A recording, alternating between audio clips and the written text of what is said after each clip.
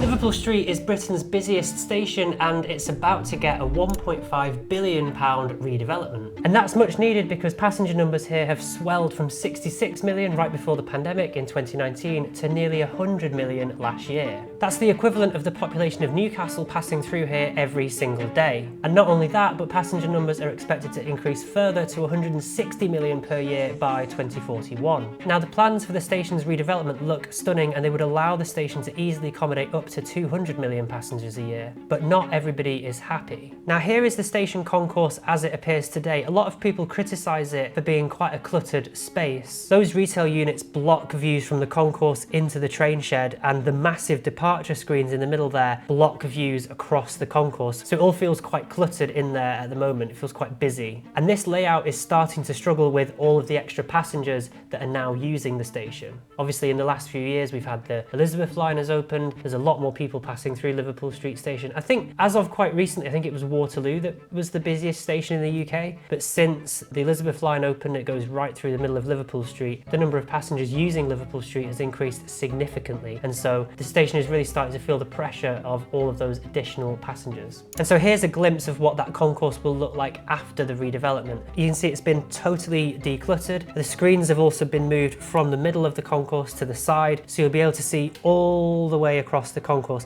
And it already feels like quite a big space. It feels like quite a cluttered space, but it is quite a big space. So moving those screens, moving the clutter, moving those retail units will really enable this space to feel a lot more wide open. And you can already see how this is going to increase capacity for the station by removing all of those obstacles, removing all of the busyness and the clutter. And I think the plans already look quite impressive. Now, as I said, those retail units, if you know Liverpool Street well, you know the retail units. It kind of looks like I don't know if this is on purpose, but it kind of reminds me of a train carriage. That probably is on purpose. That feels like something they would do, is like make the retail units look like a train carriage. That seems to make some sense. And they block the view from the concourse into the train shed, again just adding to that feel of clutteredness and busyness that you get at Liverpool Street Station currently. And they were built, I think, when the station was initially upgraded in the early 1990s. So these pictures that I've dug out from the kind of the architect's report statement thing. This is what the original retail units at Liverpool Street Station look like. And this plan shows what that retail concourse, that kind of retail mezzanine will look like. And you can see that they've very much used the old retail units at Liverpool Street as inspiration here. So we've got these lovely curved frontages here. They're not as intrusive as the current retail unit. They're only sort of 1 story in height. So you're going to have retail units, but they're going to be a lot smaller and they're going to obstruct that view into the train shed from the concourse a lot less. You might have noticed that green seems to be a bit of a dominant colour that they're going for in this redevelopment. I wondered why that was. Why have they chosen green? But going into the architect's documents, it looks as though it's referencing the original colours that were used at Liverpool Street. I dug out this image here, which seems to show those pillars coloured in the same green that they're going to be using. It's also very similar to the corners of 135 Bishopsgate next door, which if you'd watched my Pomo video, go and watch it if you want. You'll know that I really like that building. And those corners are painted in a really similar green, whatever. It's a really nice colour of green and it really accentuates that Victorian architecture. Is it mad to say that that green is like, reminds me of, like it's a Victorian green? Does that make sense? It kind of reminds me of these Victorian aviaries a little bit. Maybe that's what they were going for. Maybe that's a bit of a reach, I don't know.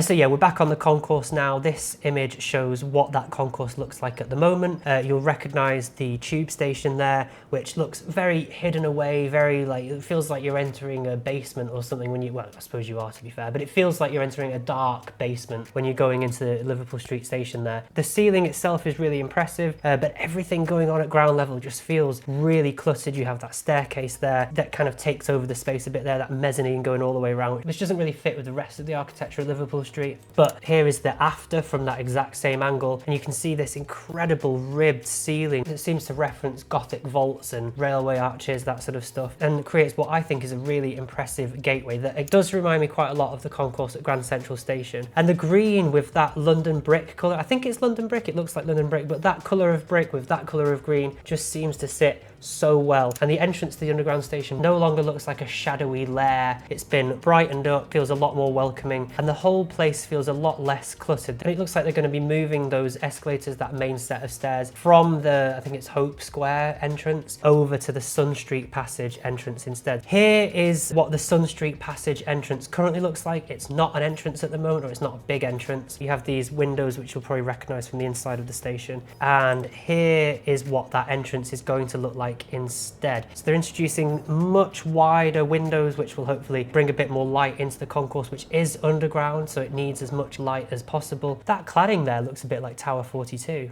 just around the corner. That's funny. I wonder if they've done that on purpose. Anyway. Speaking of the Bishopsgate entrance, so now we're on the other side of the station. This is what that entrance looks like currently. See these two quite iconic turrets, which we'll get onto in a second. This entrance, I believe, was added in the 1990s when the station was initially redeveloped. And here's the after. So that impressive vaulted ceiling will be brought onto Bishopsgate itself. And from my experience, this is the busiest entrance to Liverpool Street Station as you're coming in from Bishopsgate itself. I'll put a thingy on the screen. It's a very, very busy entrance. Everybody's crowding onto those. I think there's only 2 escalators, so everyone's crowding onto them. It looks like they're going to be widening that entrance, introducing more escalators, again to ease overcrowding. And I've just noticed those emblems at the side there that you see on the escalators. I think they look like, oh yeah, they look like they've been taken from those towers themselves, so they'll be saving those. I'm not sure what those emblems are, but it looks like they'll be taking those off and putting them on the wall, so preserving them and putting them centerpiece at the new entrance. That's quite nice. This is the Bishopsgate entrance from the other side, so if you're on the concourse, you've just got off a train and you're going up to Bishopsgate itself, this is the view that will greet you. And here's what that view looks like at the moment. You'll recognize it. Really cluttered again. The mezzanine there really adds to that feeling of busyness and darkness, doesn't it? Feels much more penned in. And the plan for this entrance again is to just open everything up, make it feel a lot less cluttered, a much more open and direct route up to the escalators. And again, dealing with that overcrowding, which has become a lot more of a problem at Liverpool Street in recent years. And just talking about overcrowding, one of the main aspects of this redevelopment of Liverpool Street Station is to open up as many new entrances and exits as possible. And this diagram just shows the new entrances that are going to be created at Liverpool Street to help the station deal with crowd control a little bit better. So if we dive into Street View here, yeah, here we go. There's already this entrance here at Hope Square. I don't know why it's called Hope Square, but this is the entrance. If you've used Liverpool Street, you may have come out of this exit, or you might have come out of this exit here, which is on Bishopsgate. You'll recognize it. You can already just see from Street View how busy that entrance is. And yeah, am I right? How many escalators are there? 1, 2, 3? So they're going to be doing how many escalators in future? 1, 2, 3, 4, 5. 5, okay, so crowd control definitely improving with the crowd control thing. But as well as that, it's helping to embed Liverpool Street Station into the urban fabric a bit better and just making it a lot more accessible for people to use the station. Okay, what else do I want to say? Oh yeah, and I've noticed these retail units along the side here. I don't think they're there at the moment, but they're adding more retail all the way along the side. So I imagine, yeah, if you come in off Exchange Square here, that probably means you land on this retail corridor here. Yeah, I mean, a lot of train stations nowadays are just like it's going the same way as airports, isn't it? They're basically just shopping centres with trains or shopping centres with planes. So I guess any opportunity to maximise the amount of retail space and restaurant space is just extra rent for Network Rail. So it can only be a good thing for the rail network, especially now the rail network has been or is being whatever nationalised. Any extra income probably means better trains. I don't know how it all works. I don't know if it's a different pot of money or whatever, I don't know. But whatever, more money for the trains is a good thing, I guess. And this is the Hope Square entrance. So here's what that looks like at the moment, and here is what that is gonna look like. It's where that McDonald's is at the moment. This is the McDonald's building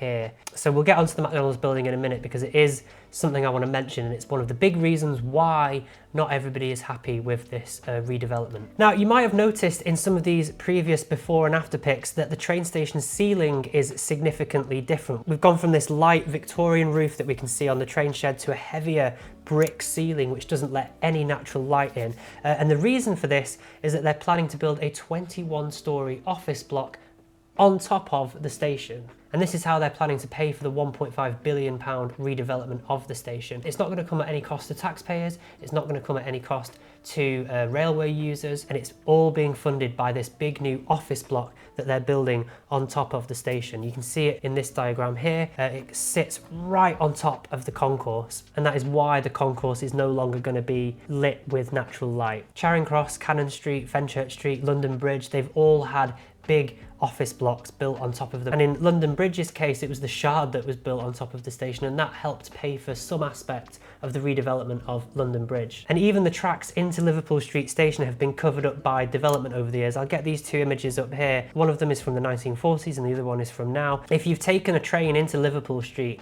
then you'll know that it's underground, the approach to Liverpool Street. Those last kind of 5 minutes are all underground. And you'd think that it had been built underground, but that's not the case. Those tracks into the station used to be out in the open air, and then as the years have gone on, they've built office blocks and development above the station tracks there. And that makes sense. It's the middle of London, land values here are really high, so the council and developers have tried to squeeze value out of every single square inch of land here. And if we zoom out from the Hope Square entrance there, that's where the McDonald's building is now, we can see the start of this office block. And it's quite a contrast to have those vaulted brick arches and then this glass and steel office block sitting on top of them. And I think this before and after shot of Hope Square with the McDonald's building is maybe the most controversial element of the proposal, because this redevelopment essentially means that we're going to lose those iconic towers that are pretty reminiscent, I think, of Liverpool Street Station. And it also means that we're losing the McDonald's building, which fronts Hope Square at the moment. Now, although they might look like they originally came with the station, the Hope Square entrance, the Bishopsgate entrance and the McDonald's building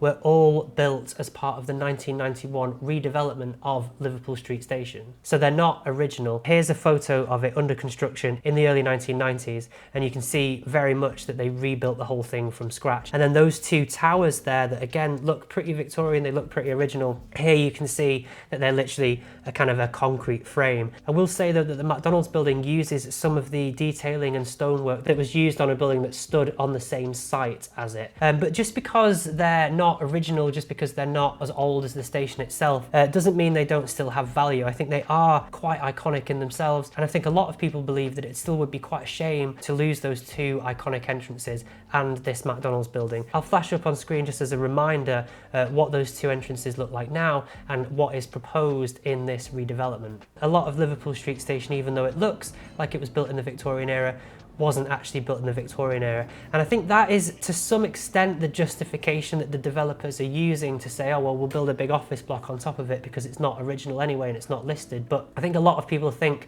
that those two elements of Liverpool Street Station still add a lot of value to the station itself. And so even though they're refurbishing the station, even though they're improving the station, even though they're expanding significantly the capacity of the station, I think the question some people are asking is it worth it to lose these buildings?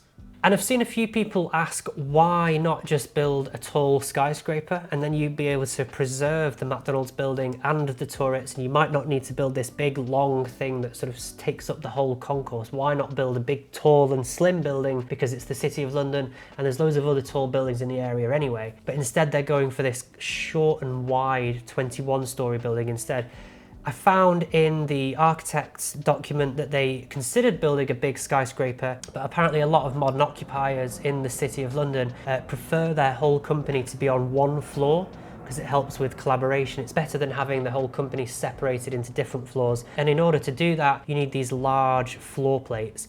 So instead of going for a big, tall skyscraper, they've gone for a short building. It's still gonna, I was gonna call it a ground scraper, but it's still 21 stories. It's just big and wide. And here's one more picture of the proposed renovation of the train shed. That green is matched on the retail units as well as these arches here. And this is already a massive, impressive space. So having it decluttered in this way will, I think, elevate it even more. You can see the lovely green along the arches there, and in the arches on the roof itself. I think that green looks really good, and I think it will help tie together the whole station really well. Now, there have been 2 plans so far for Liverpool Street Station. This one was revealed last year in 2024, but there was a plan that was revealed in 2022 which was hit with more than 2,000 objections, and that's why they redesigned the plan to the one that we're looking through today. So this here shows the former plan from 2022 and how it dominates that hotel on the corner there. They were actually going to build on top of the hotel itself. And even at ground level, where the current 2024 plan shows these lovely Gothic arches, you have just what looks like, I don't know, quite a plain entrance really to Liverpool Street. I can definitely see why these plans weren't that popular.